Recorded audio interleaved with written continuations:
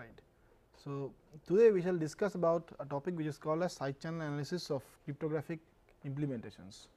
So, as we have seen in the previous discussions about when we discussed about cryptographic algorithms, we have actually been bothered about the mathematical security of the algorithms, but this is the first time when we will actually see that you can not only target the algorithms, but you can also target the implementations. So, which means that your implementations also needs to be taken, has to be done in a proper way. So, this is a very important field of study right now, and without it discussion on security and cryptographic algorithms is not complete. So, hence let us see some of the internal issues, some of the issues, important issues. So, we will first consider or understand what is meant by side channel analysis and why, how does it kind of rather where does it stand in the conventional cryptographic model. And so, we shall actually discuss about what are the available side channels, and we will actually focus about something which is known as power based side channel analysis, which actually targets the power consumption of the device, and discuss about two important things which are two important analysis techniques, which is known as simple power analysis and most importantly the differential power analysis. So, this will give us a feel about how to perform side channel analysis of cryptographic algorithms. So, to start with, there are several sources of side channels in the real world. Okay. So, therefore, as we have seen previously, there is the cryptographic algorithm. We also have the threat models and the security goal. Okay. So, we have the corresponding protocols, we have the corresponding software, we have the hardware. Okay. So, we have the deployment and the usage, we have got the human user. So, there are so many factors which are involved in a real world cryptographic system. Now, we will say that it is, although we know that with humans it is impossible to design a totally secured systems, but traditionally we have actually tried to handle cryptographic algorithms. Okay. So, we have been bothered about what is the security of the cryptographic algorithms, and we have tried to develop our mathematical principles and design strategies only concentrating on the cryptographic algorithms. But however, there are certain other factors like the softwares in context when you finally take a cryptographic algorithm and you have to finally implement it, right. So, therefore, you have to implement it either in a piece of software, so that means you have to write a piece of C code or any software code, or you have to essentially develop a corresponding hardware design. So, you have to ship it into a hardware. So, this actually comes out with these properties like there can be a key dependent variation in the computation time, or there could be, when you are talking about hardwares, the power consumption, the electromagnetic radiations, the test methodologies involved, the behavior of it under faults. So, what we will see is that in this side channel analysis, or the side channel analysis tries to exploit these features which are there in the corresponding implementation. So, you maybe take a perfectly secured, mathematically secured cryptographic algorithm, implement it either in as a software or a hardware, but although they are mathematically secured, these properties of the implementations, that is the variation in time, the variation in power, the radiations, the testing techniques, the behavior under faults can actually leak the secret. So, this is actually a very threatened, because a very big threat, because finally the end to end security is again compromised. Okay. So, here is one more example, motivating example. So, we take a smart card and we swap that. So, therefore, imagine like maybe an algorithm like RSA, which is a very strong and mathematically secured algorithm, is actually protecting my inherent key, and we take this smart card and access it in a card accepting device. So, while the exchange of the data input and the data output traditionally, as we have considered, is the plain text and this is the cipher text, this does not leak any information about the key, and therefore, we may be very happy, right, very confident. But on the other hand, there could be some side channel informations like maybe the power which is being consumed. So, here is an example like of an RSA algorithm, and we see that these are the power profiles which are being consumed by the smart card, which is actually a piece of hardware, right. So, therefore, it could be either a piece of hardware or it could be maybe a microcontroller, which is again a software. Okay. But then you have got these kind of power consumptions which are involved, and we can observe that there can be some narrow peaks and there can be some broad peaks which actually can be exploited for attacks. Okay. So, therefore, you will see that so if you remember the conventional RSA algorithm. So, in the conventional RSA algorithm, we have got a say public key E, right. So, therefore, when we perform this operation, then if we for example perform this operation say x power of E mod n, okay, or mod mod of a natural number. Okay. So, typically how do you do this operation is by raising this to the power of e, you can actually engage an algorithm which is typically known as the square and multiply algorithm. Okay. So, therefore, this e could be a public quantity, this e could be a secret quantity also, or a private quantity, depending upon the context, right, depending upon whether you are using it for encryption or whether you are using it for verification and things like that, or whether you are using for decryption. But what I am trying to say is that mathematically we know that if I give you this information of y and if I give you this information of x, okay, and if I ask you like what is the knowledge of e, okay, that we know that it could be little bit mathematically challenging to find it. Okay. But on the other hand, let us consider a simple algorithm which is which we know as the square and multiply algorithm. Okay. So, what we do in the square and multiply algorithm is typically we take e and we actually write them in a binary format. So, therefore, imagine like there is a binary format like this maybe. So, this is just an example. Okay.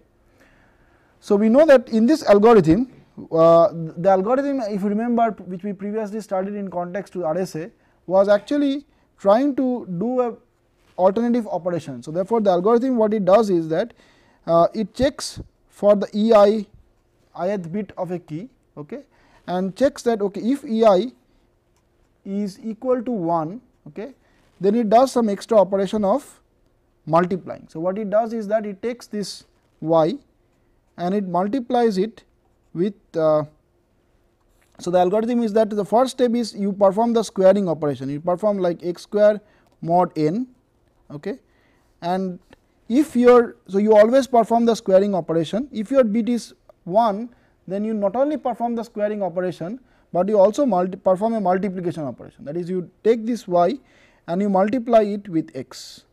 Okay. So, therefore, this is the, so remember that whenever you are doing this multiplication, you are always doing maybe this modulo n operation. Okay. But that is not important, I mean we are not actually so much interested about the mathematical preciseness of the algorithm right now, but understand that these are the broad steps. Okay. And observe that if you do an if there is an if statement provided here, this statement if is provided for optimization purposes, right, because we want that if this is 1, only then this multiplication operation takes place, otherwise it is not important, it is not necessary to perform the multiplication operation, right. So, we want to make our computations fast and more optimized. But on the other hand, what happens is that when you are talking about side channels is that because if this bit is 1, if the ith bit is 1, you are performing an extra operation. So, if you perform the power consumption at every regular intervals of the clock, then you will find that whenever there is an extra, so if you observe the peaks in the power, if you find that there is a broad peak, then you know that this corresponds to the square plus the multiplication step.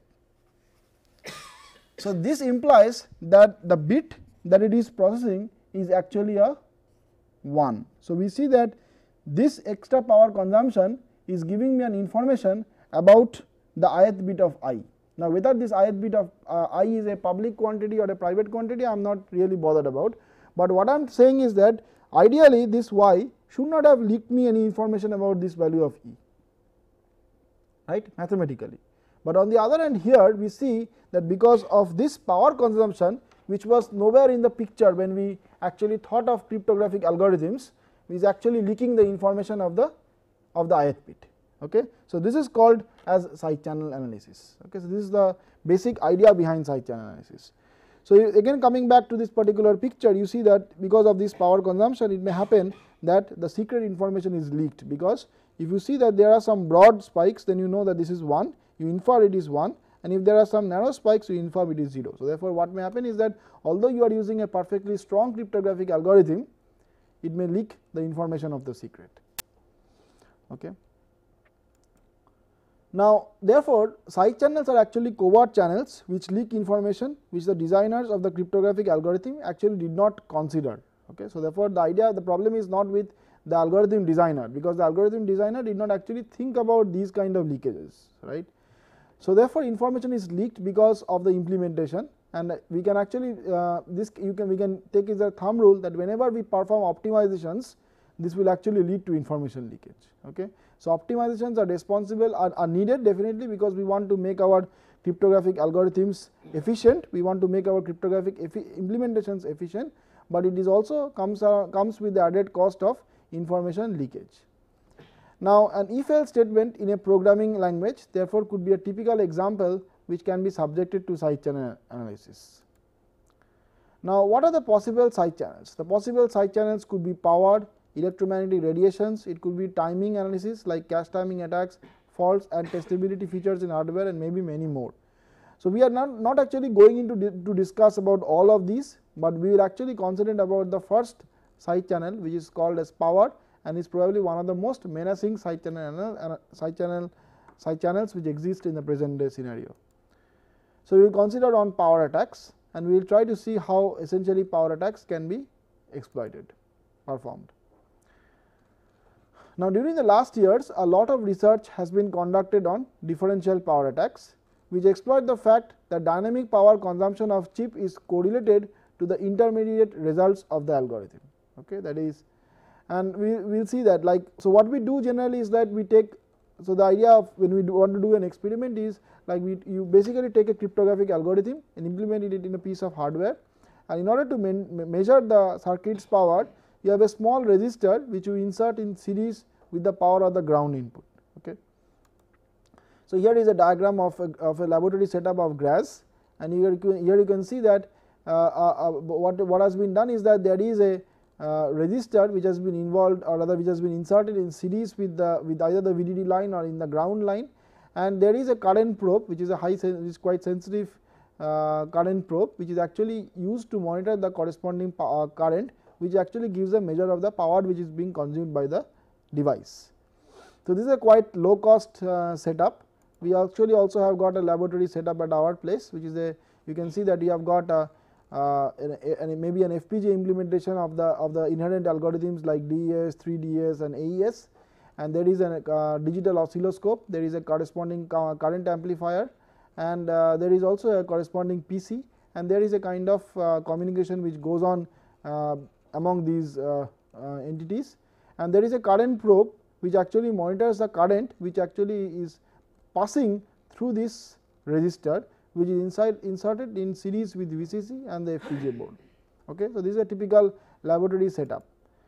Now, we shall discuss about the simple power analysis attacks and the differential power analysis attacks. The first thing is to note what are the facts exploited in a simple power analysis.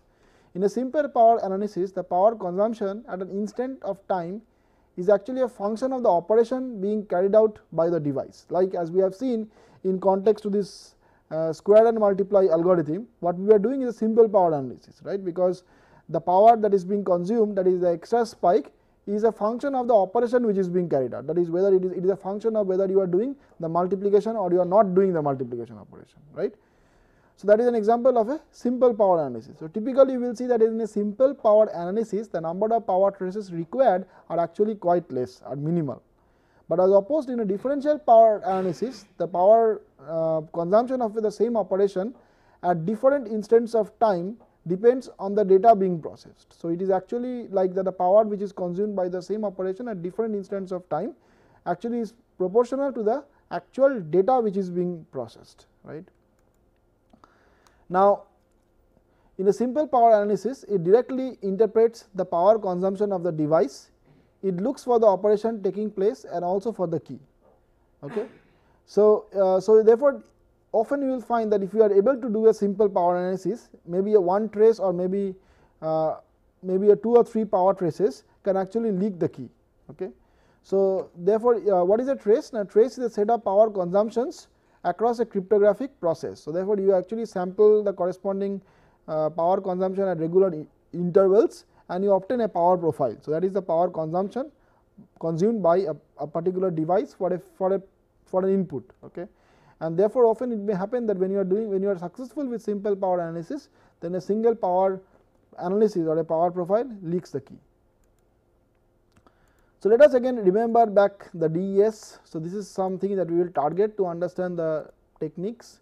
So, DES as we know is a block cipher, 64 bit block length, it has got a 56 bit key length, 16 rounds, 48 rounds of key are used for each round.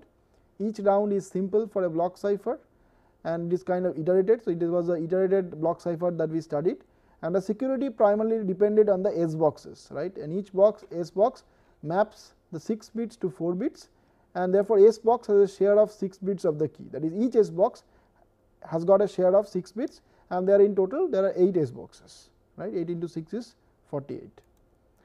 Now, this was the pictographic representation of this thing, and therefore, this is the S box that is primarily responsible for the security, and we will see that how we can actually target this for developing a power attack, power analysis. Okay.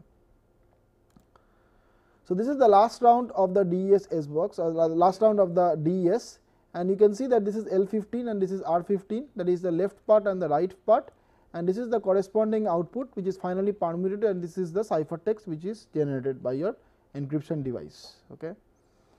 Now, the objective is like let us see, like first of all a simple power trace of this DES. Okay. So, therefore, you can see that the 16 rounds of DES can actually be observed very clearly. Okay. So, you can see that all these jitters actually are, you can actually count and find that they are 16. So, which means that you can observe the 16 rounds of DES. So, you can see one phenomenon, that although you are not able to get the key as such, as we have seen in the previous case in context to the square and multiply algorithm, but it still leaks some information. It is still leaking that your DES has got 16 rounds, right.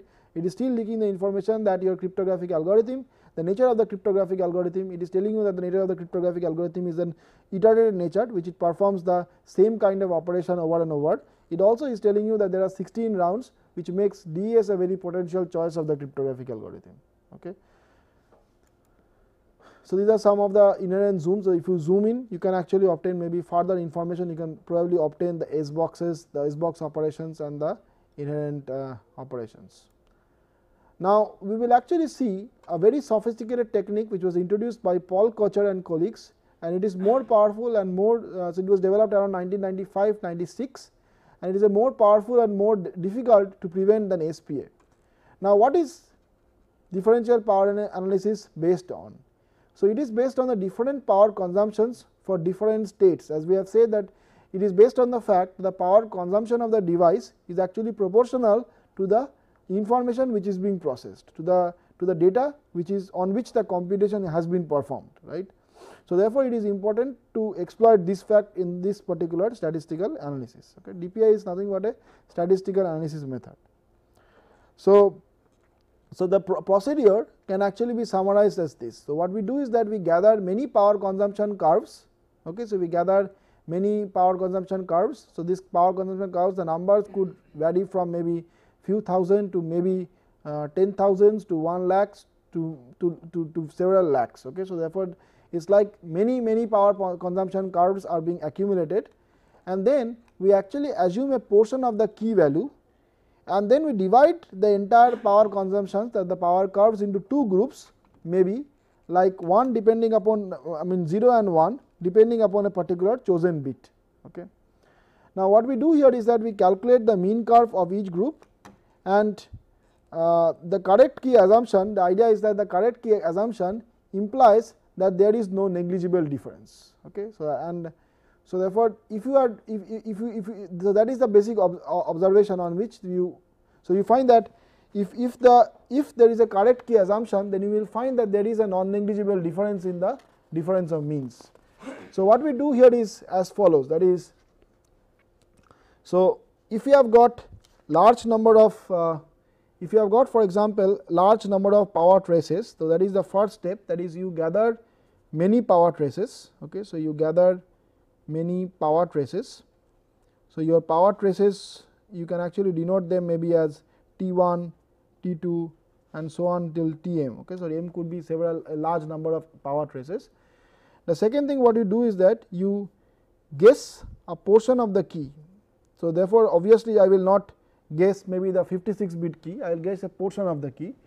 So, when we guess a portion of the key, typically we guess,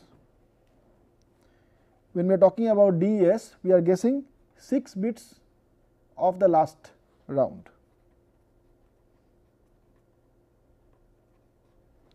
6 bits of the last round. Then we do we do a kind of operation and we essentially do some computation. So, that computation we perform some computations.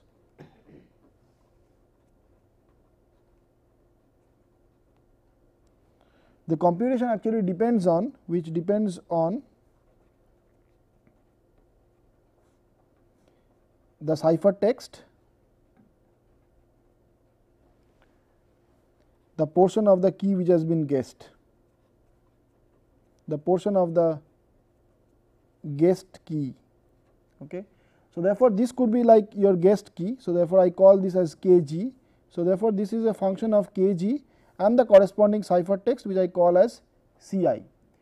So, based upon this computation, so this computation is very technically known as computation of something which we call as the selection function,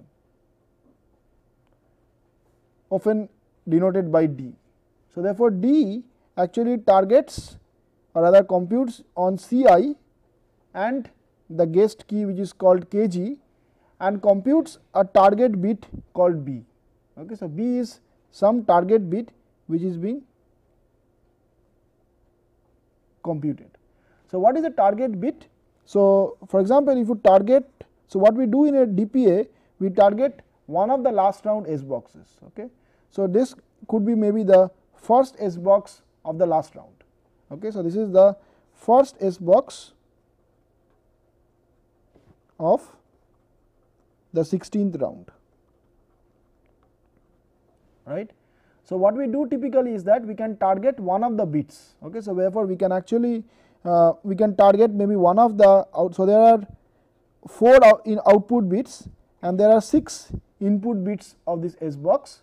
So, what we do is that if we know that the inputs to this S box will actually be a combination of some information which is coming from the previous round and the corresponding guessed key called kg. Okay. So, what we do is that we guess this kg and we somehow I mean we can from the ciphertext we actually obtain this particular input and then we XOR it with the kg, apply the S1 function and target one of these output bits. Okay. So, therefore, let us say that okay, this particular bit, the LSB of the output is my target bit. Okay. So, we calculate this particular target bit. So, what are the potential values of the target bit? It can either be 0 or it can either be 1, right. So, therefore, you immediately understand that all these T1, T2 and till Tm will actually give several values of the bit values. So, in one case it will be 0, one case it will be 1, right.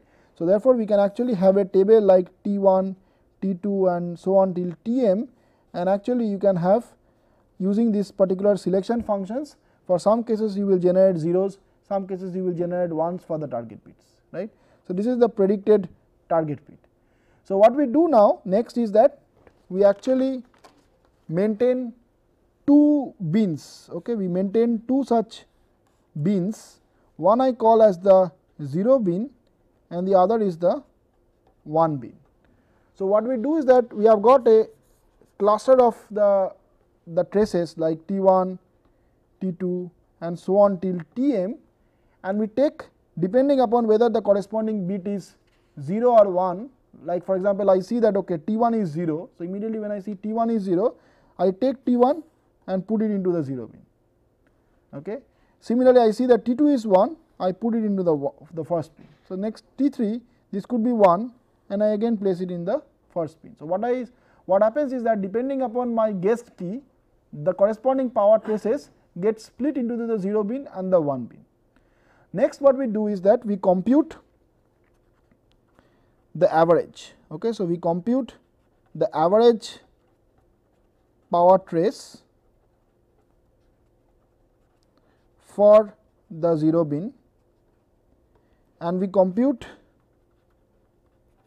the average power trace for the 1 bin. Okay. The next step is to compute the difference. We compute the difference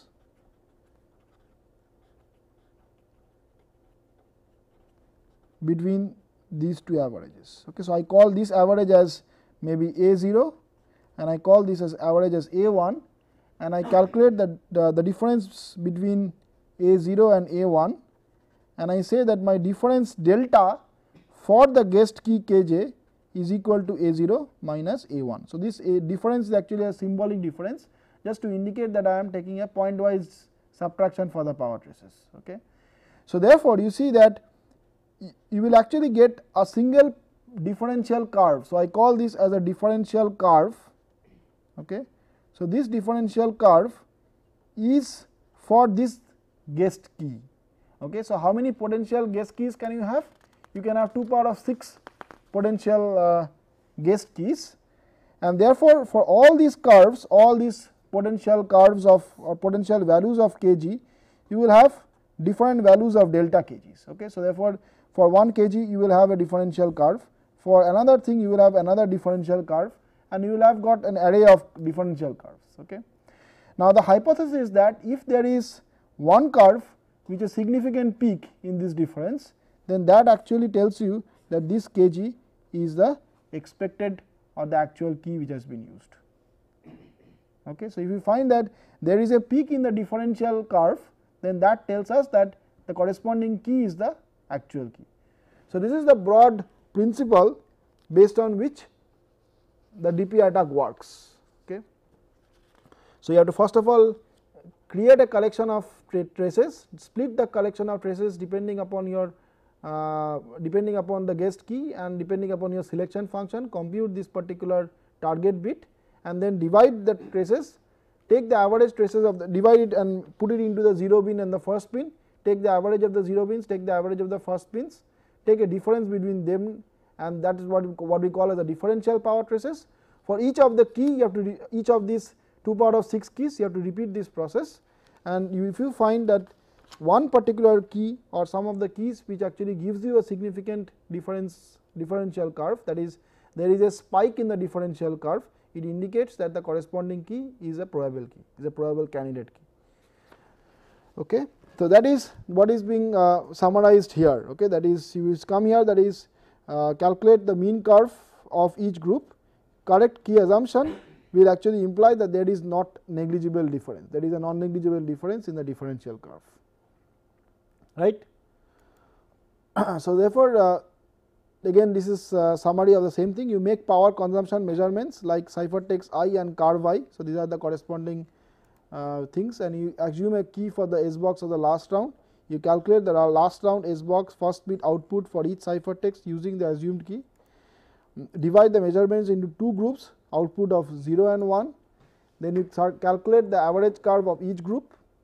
You calculate the difference of the 2 groups, that is, you calculate the differential curve, and then you assume that if there is a correct key, then it implies that there will be spike in the differential curve. Okay. So, you have to repeat this 2 to 7 for the other S boxes, for the other S boxes. Okay. So, you can do an exhaustive search for the 8 bits of the key, that is the parity bits actually which is there. So, for the remaining 8 bits. So, here is an example to show you that some of the differential curves, like you can see that only here there is a significant peak in the differential curve, okay, while the other curves are actually not showing you the differential curve. So, therefore, this is a power consumption differential curve with correct key guess. So, therefore, this particular differential curve, if it corresponds to a particular key, that is a candidate key, while the others are not candidate keys. So, therefore, in details, this is how, or rather little bit formally, is that this is the selection function D which operates on the ciphertext C, computes a selection target bit B, and there is a Ks which is the key which has been guessed, okay, and it is defined as computing the value of the bth output bit depending upon the ciphertext and also the guessed key, that is the 6 bits of the key. Okay. Now, you note this important fact that if Ks is incorrect, evaluating D will give you the correct bit in half of the cases for each of the ciphertext. Okay. That is, if your K is incorrectly guessed, then your selection function will actually function something like a pseudo random function, because it will generate a B value which is a 0 value or a 1 value, half of the times it will be 0 and half of the times it will be 1 for each of the ciphertext. Okay. And therefore, you will not get a significant differential curve, that is, you will not get a differential curve with a significant peak. Okay. But if your case is correctly guessed, then actually there will be a bias which is exploited in this attack. Okay. Now, in details what we have done is like this: the attacker obtains m encryption operations and capture power traces. It can be indicated like T1 to m, where these are like 1 to k, means that these are the sample points of the power traces. So, there are m power traces, each of them has got k sample points. Okay. The attacker records the m ciphertexts, and note that no knowledge of the plain text is required. In this is purely ciphertext only attack. Okay. So, an attacker records the m ciphertexts and then it creates a power board like this. So, therefore, you see that each of these power boards says you that this is the corresponding ciphertext, that is the first ciphertext, and there are k sample points in this power trace. Okay. So, this is just a pictographic representation, I call it the attacker's power board, and similarly the second ciphertext you have got k points. You can see that there are m such ciphertexts and each of them has got k points. Okay. Now, what we do is that we consider the selection function. Now, how do you calculate the selection function? You see that in case of DES, the attacker knows L16, that is the attacker, because the final permutation is known to everybody. So, once you have got the ciphertext, you can actually obtain the value of R16 and L16. So, if you know L16 and you know R16, you can if you guess K16, okay, then you can compute the output of F. You can compute the output of the F, and therefore, you can compute the bth bit of L15. Okay. So, therefore, what you can do is that you can compute the bth bit of this particular S box, and therefore, you can compute this corresponding output, right. So, since you know that you already have a knowledge of R16, okay, and since you have L16, from there you can actually obtain this value of R15, right. And if you guess this K16, you can actually apply this function f and you can obtain the corresponding bth bit, right. So, you can either obtain the bth bit of a particular target S box. As I told you that if I target the first S box, I can obtain the corresponding bth bit. Okay.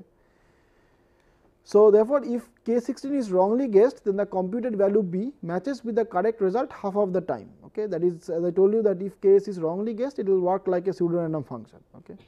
So, here is the selection function R15 XORed with K16. Okay, then this application of this E, and we apply the S box. So, E is nothing but the expansion function, which is there as a part of this function. Okay, then you apply the F function, which is you apply the S box, and then you perform a permutation. Okay, so this could be the composed selection function. Okay, and what we do is that the attacker now computes a k sample differential trace, that is each differential trace will actually again have k samples, because there are k samples in your power trace, and you find out the difference between the average of the traces for which d is 1 and the average for those which d is 0. So, therefore, you see that although this complicated form actually is quite simple, because it tells you that this average is for when d is 1 and this is when d is 0. Okay. So, if d is 0, then this actually is added here in this particular sigma. If d is 1, then it is added here, right. So, therefore, this average is for the 1 bin, okay, for all the power traces which actually have gone to the 1 bin, and these are the averages of those power traces which have gone into the 0th bin, right. So, we take a difference and we compute the delta d, and the idea is that if Ks is again wrongly guessed, then d behaves like a pseudo random guess, thus for large number of sample points delta d 1 to k will actually tend to 0, but if it is correct, the differential will be non-zero and show some spikes when d is correlated with the value being processed, right. So, therefore, that whenever the value is being really processed, then d will be actually correlated, and therefore, we will get significant spikes in the power traces. Okay. So, here are some ideas, I mean some point, very important point is this, that is, note that noise, measurement errors, etc. have got no effect on this method, because if they are present, then they, like the wrong guess, will be uncorrelated to the data which is actually being processed. Okay. So, therefore, maybe because of noises the number of measurements will increase, but they cannot prevent the DP attack from being successful. Okay. So, therefore, this is a very important point, and therefore, it is really a concern about how to actually implement so that the DP attacks are prevented.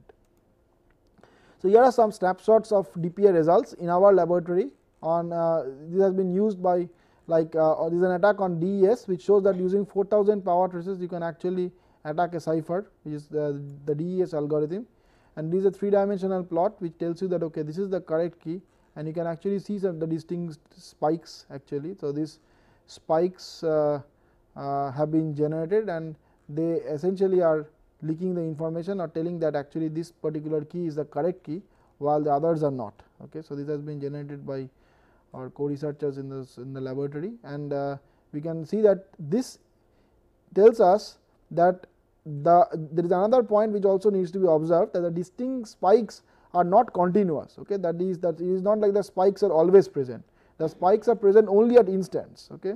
And that means that your actual computation, that is the S box which you are targeting, is not always being computed. No? It is being computed at certain time, only then the thing is correlated. Okay. And therefore, this particular line, that is the spikes will be shown when D is correlated with the value being processed. So, there is a point of time, this when, okay, that is an instant of time when D is correlated, not always, and therefore, you will find that the spikes will be present at times and not at some times. Okay. So, if you increase the traces, like here it is 10,000 power traces on triple DS, if you increase, then it will become more and more visible that actually this is the correct key. The wrong keys will actually the corresponding differential spikes will further reduce. Okay. This is a DPI result on AES, which shows that using 15,000 power traces targeting the 11th S box and targeting the 8 bit, it has been compromised. So, you see that while algorithmically these are actually wonderful algorithms, but these kind of implementations can be concerning. So, can be something like which has to be taken into care of.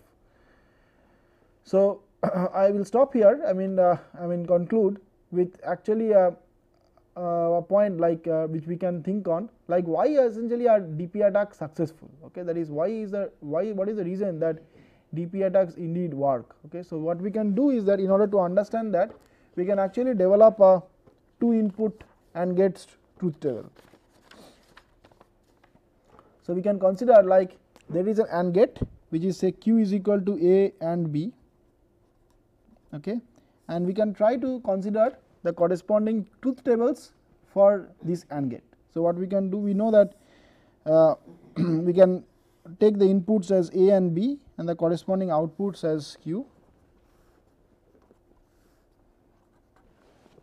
right, and we can actually consider all possible toggles of the input. So, for example, the input could toggle. So, therefore, there are 4 toggles that we will consider, that if you consider like 0 to 0 toggle, 0 to 1 toggle, 1 to 0 toggle and 1 to 1 toggle. Okay. So, there is a 4 toggles that we can consider.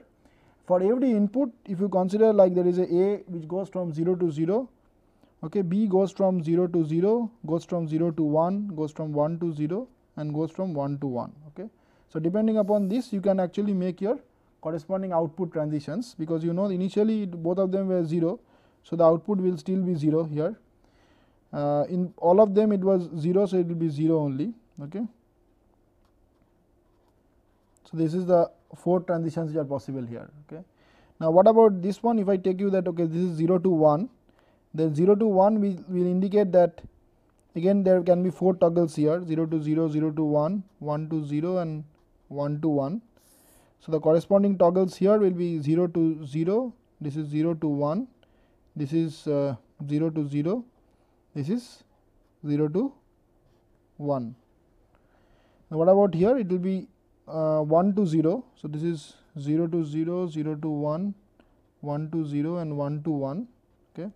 So, again this is 0 to 0, this is 0 to 0, this is 1 to 0, this is 1 to 0, 1 to 0. So, then you have got 1 to 1. So, you have got 0 to 0, 0 to 1, 1 to 0 and 1 to 1. So, your toggles are 0 to 0, 0 to 1, then you have got 1 to 0, then you have got 1 to 1. Okay.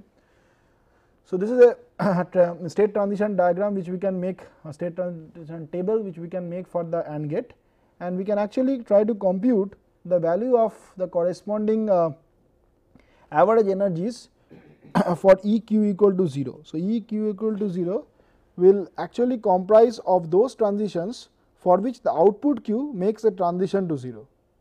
Okay. So, therefore, in this case EQ equal to 0 will actually comprise of these transitions. Okay.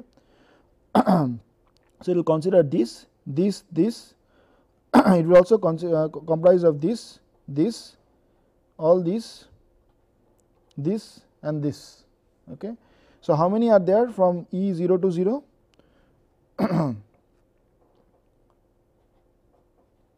How many are there? 6, 8, 9, right? And how many are there from E 1 to 0? It is this one is there, no? No, there are 3. So, there are 3 1 to 0. Similarly, you can compute like E q equal to 1. So, E q equal to 1 will have again E 1 to rather 0 to 1 plus E 1 to 1. E 1 to 1 is 1 only, right? And this is this one is there 1 2 3. So, it is 3, right, 3. So, you can immediately see that these two energy levels like for E q equal to 0 and E q equal to 1 are not the same, because these two averages energies are not the same. Okay. So, that is one of one of the reasons which was actually pinpointed, that this is the reason why the DP attacks work. Okay. That is E q equal to 0 is not actually equal to E q equal to 1, Q equal to 1. Okay. So, they are not the same, because the transitions like the transitions which are there. So, if I find out the average energy, okay, I have to divide this by 12, okay, and in this case I have to average this by 4 observations. Okay. So, what happens if all these transitions are same? If all these transitions are same, then both of them will compute to the same value. But in CMOS technology, they are not the same. Okay, and most of the hardwares that we are considering are actually developed on the CMOS technologies. Okay, so therefore, in case of CMOS technology, since these energy levels are not the same, so therefore, what happens is the average energy E q equal to 0 and E q equal to 1 are not exactly equal, and that is the reason why DP attacks work. Okay, so therefore, you can try to think like how essentially will you make a particular AND computation and still ensure that they are prevented against prevented against this kind of DP analysis. So, the idea which is normally used is called as masking. Okay. So, while I will not go much into the masking technique, but one simple technique which is being adopted is like instead of performing A and B, what you do is that you actually generate 2 random strings like MA and MB, and you XOR MA with A, which you are computing actually, and with B, and you obtain AM, okay, which is masked, and you obtain BM. Okay. So, now if I compute MA XOR A, and if I compute if I want to compute A and B, okay, if I want to compute this A and B, what we do is that we need to compute Q equal to A and B. Okay. So, what we do is that instead of computing A and B directly, we use the masked values, that is we XOR MA XOR with AM, and we AND that with BM or rather MB XOR with BM. Okay. So, that is nothing if we elaborate as AM BM XOR with AM MB XOR with MA BM XOR with MA MB. Okay.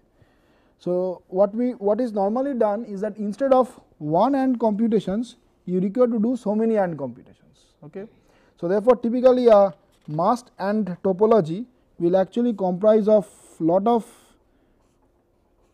will comprise of all these 4 AND gates, and will actually need an array of XOR gates. Okay. So, all of them will be ANDs and all of them will be XORs. Okay.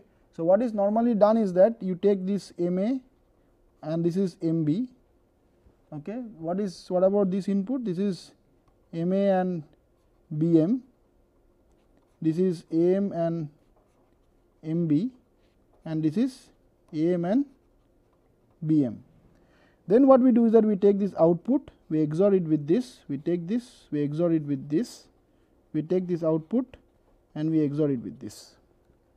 Now this output is also not given up straight, but it is actually also XORed with another third mask value, which is called as MQ, and this is the final output. So therefore instead of Q being outputted, what is output is actually MQ XORed with Q, which I denoted as QM. Okay. So once you have QM, this is the thing which is actually the output of your masked AND gate. So this is a typical example of how a masked AND gate works. Okay. Now the question is that I want to convince myself that this is actually protected against DPA analysis. Okay. So therefore you can actually frame a state transition table analogous to what we have seen in the context of the previous vulnerable AND gate, and you can actually convince yourself that in this case your average computation for EQ equal to 0 and EQ equal to 1 is indeed the same. Okay. So this you can take as an exercise and you can try. So therefore in this case your AND gate will actually not have 2 inputs, okay, but the number of inputs has increased. Okay. So therefore if you have got a state transition table, then the state transition table in this case had how many rows? It had got how many rows? 16 rows, right? 16 rows, right. So in this case it will be more than that, right. So you can actually try to make them. So and so the idea is that for each of the inputs there will be 4 transitions possible, right. So if there are 5 inputs, there will be 4 to the power of 5 possible input transitions, and therefore the state transition table will definitely get much bigger, and therefore maybe in order to analyze this we need to write a program to check that indeed the average power is same in case of the masked AND gate. Okay. So this we can take as an exercise and try to see that indeed the masked AND gate will protect against these kind of DPA analysis. So some of the references that I have followed is the Stephen Mangard and Elizabeth Oswald and Thomas Popp's book, the DPA book, which is Power Analysis Attacks, written by Springer, Paul Kocher's phenomenal paper which was published in Crypto 96 and in Crypto 99 on timing attacks as well as on differential power analysis. So anybody who wants to start reading this, starts to work in this field, is advised to go in through these important references. Okay. So with this I conclude this course, and yeah, thank you very much for your attention.